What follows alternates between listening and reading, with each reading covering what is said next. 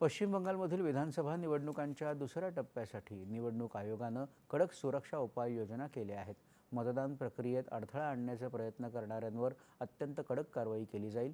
मतदारांना भयमुक्त वातावरणात मतदानाचा हक्क बजावता यावा यासाठी सुरक्षा दलांनी मतदारसंघनिहाय क्षेत्रनिरीक्षण मोहीम राबवावी असे निर्देशही निवडणूक आयोगानं दिले आहेत. दरम्यान कोलकाता इथं आढळलेल्या 79 बॉम्ब जप्त केल्याप्रकरणी NIA अर्थात राष्ट्रीय तपास संस्थेनं गुन्हा दाखल केला आहे. हा गुन्हा प्रथम कोलकातामधील भांगर विभागातील उत्तरकाशी पोलीस ठाण्यात दाखल करण्यात आला होता. निवडणूक आयोगानं काल पश्चिम बंगाल पोलिसांना बॉम्बच्या अवैध निर्मितीमध्ये सामील असलेल्यांना अटक करण्यासाठी विशेष मोहीम सुरू करण्याचे निर्देश दिले होते. अशा कोणत्याही स्फोटकाच्या निर्मितीशी संबंधित सर्व प्रकरणांची चौकशी राष्ट्रीय तपास संस्थेद्वारे केली जाईल असंही आयोगानं स्पष्ट केलं होतं.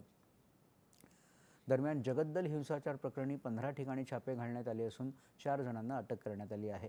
अटक करण्यात आलेले सर्व तृणमूल काँग्रेसशी संबंधित असतील.